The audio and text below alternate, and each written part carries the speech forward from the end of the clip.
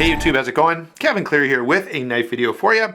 And today we're going to take a look at the WE 618. Now this is from last year, so it's actually been around for a little while, but back then even I was pretty curious to get a look at this knife, and I just haven't had a chance up until now. So I had a friend who was willing to loan this one out for review, and I'm grateful that he was willing to do that because I've really enjoyed this knife, and I still am enjoying it. I've carried it quite a bit.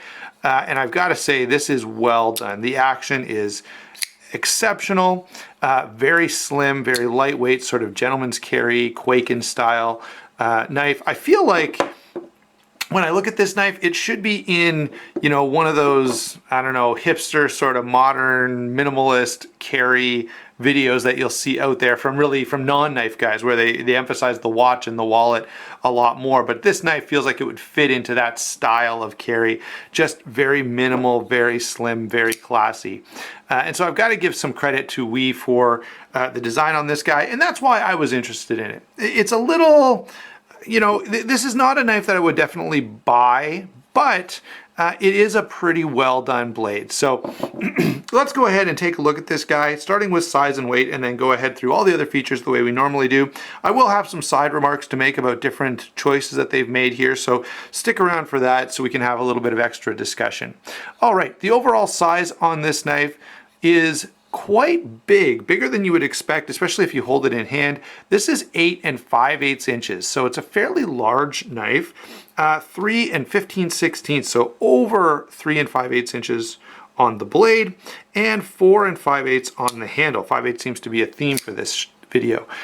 So fairly large knife, except for the fact that it's so slim. So, you know, it's almost, you know, puts me in mind of one of those sort of toothpick style knives that you see, or some of the traditional knives where, if you look at one of those larger case knives, they're often very slim with a very long blade, and it kind of puts me in mind of that sort of design.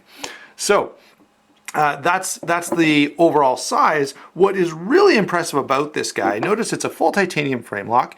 If we look in here, you can see that it has been milled out to save some weight, and because of that, this knife at 8 5/8 inches overall only weighs 3.01 ounces. So in terms of lightweight carry, this is exceptional. To get a knife of this size with that much blade for 3 ounces is pretty darn impressive. Now let's go ahead and talk about that blade specifically.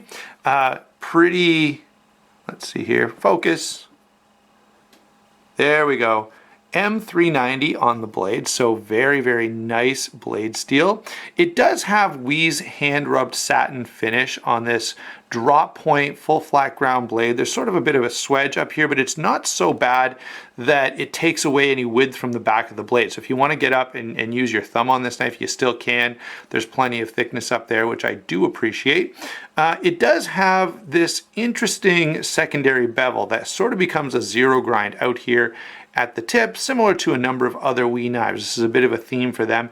Very attractive. However, it does present some practicality challenges, because now, you know, you're dealing with a very thick wedge of material that you're trying to push through. So if you're cutting out here near the tip, I'm going to tell you, I've done quite a bit of it, and I purposely, you know, I tried to cut up some apple slices just with the tip, and it would just tear the apple to pieces.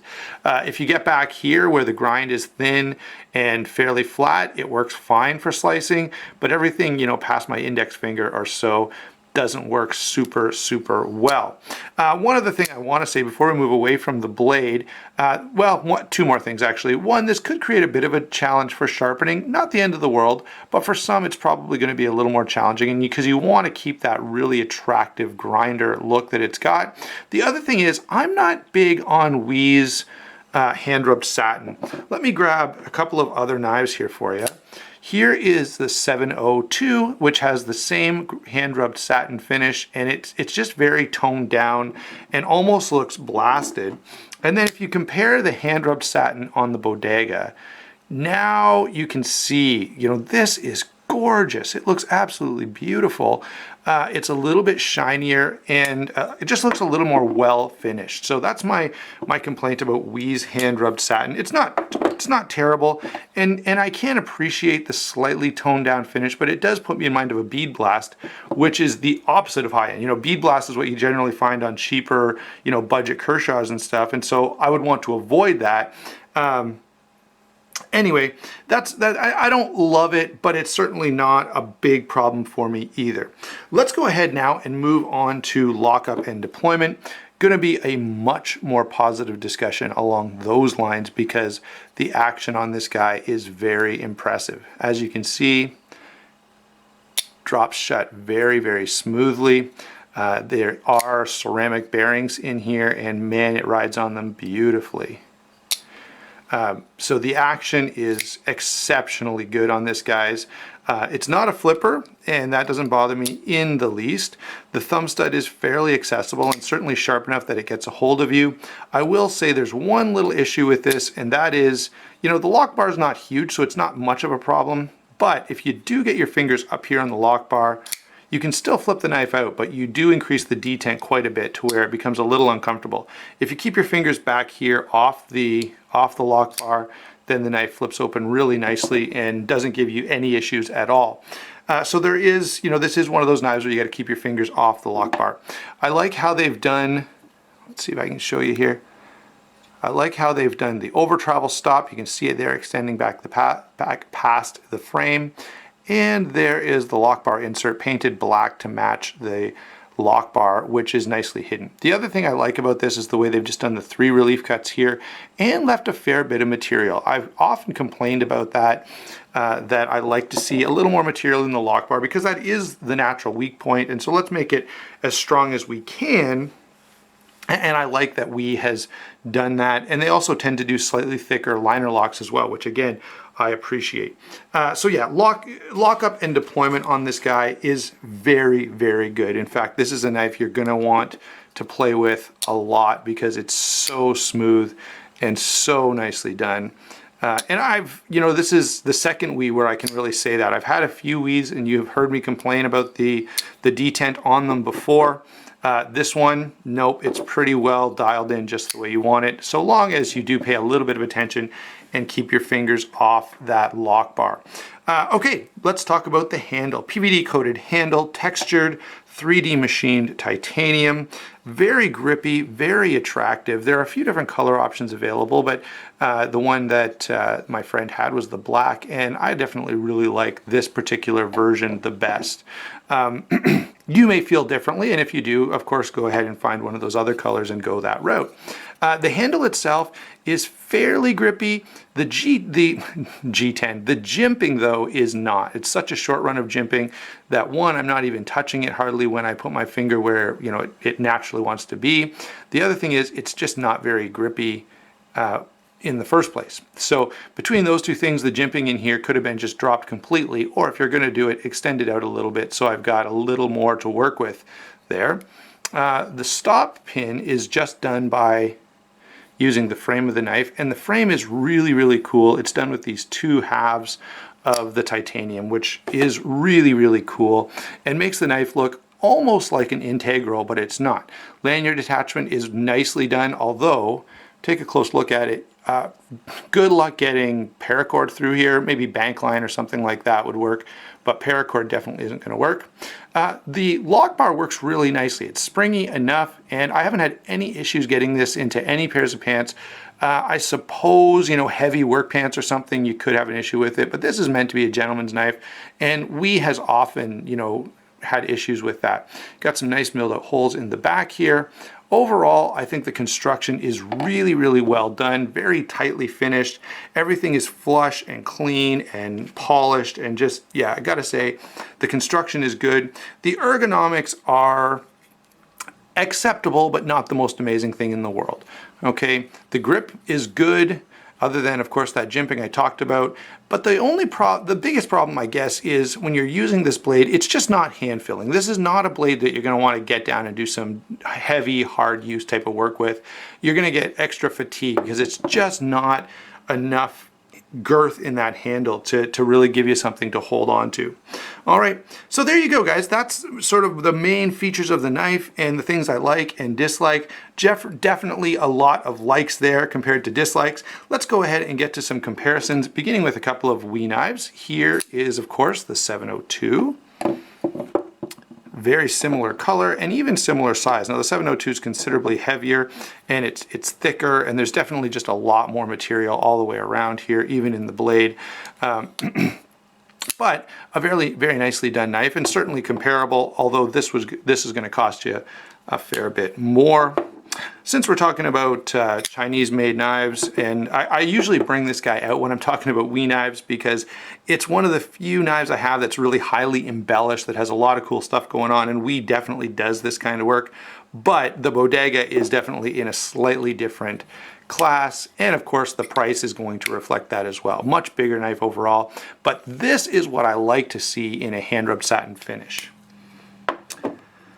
So you got another WE here. This, of course, is the 604. Now, I've got to tell you guys, similar construction. See how they've taken the two halves and put them together, and I really like that. I will say, though, this knife is not quite as dialed in. Great knife. I love the look of this knife. I love the action on it. Lots of great things that I really appreciate about this guy. But if you flip this knife and then flip this knife, you can definitely feel that over the years, and this is probably 4 years old or something like that, you can feel that over the years WE has made some improvements in just the quality of their action. The detent's a little nicer, everything just a little tighter on this guy than this one, but similar style. To me, this is a little more attractive, although both suffer from practicality issues.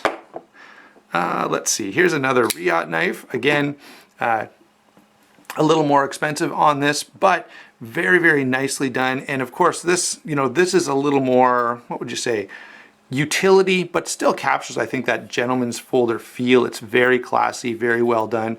And again, with the Riot knives, the quality is going to be just a little higher than a WE knife. One more, this is the Olamic. Again, very nice knife, similar size, similar sort of, what would you say, design philosophy, more of a gentleman's folder or EDC folder than something hard use or tactical. And so, the swish is going to be a pretty darn good knife, and in size, certainly comparable, and even the fact that this one is, not super lightweight, but reasonable. So those are a few comparisons for you. Not all of them are perfectly suited comparisons, but hopefully that gives you an idea where this knife fits and what other knives you may want to look around at if you kind of feel like, I like this, but I'm not sure about it. So what's my overall take on this knife, guys? I think this is a very nice gentleman's folder, or sort of a medium duty EDC knife. It's not a great slicer, so if you're someone who uses your folding knife for food prep a lot, for cutting up apples at lunchtime or something like that, this is not ideal for that role, but otherwise it's pretty well suited to most EDC tasks. A couple of little issues with the blade there that could be less than practical, but again, it looks really cool, and you know what, I'm not going to complain at all about sacrificing a little bit of utility for a little bit of extra beauty. And I do think that zero grind adds a big stylistic feature to the knife, and I do appreciate it. Maybe you don't, that's totally okay. So overall, again, I think this is a great design, very cool, very sort of James Bond-esque type of knife. Absolutely recommend it with the qualifications that I gave you. It's not very hand-filling. The blade favors look a little bit over practicality, but action is superb, carries very easily, and more than adequate for most any EDC task that you're probably going to come across. Thanks for watching. Don't forget to like and subscribe, and we will talk to you soon.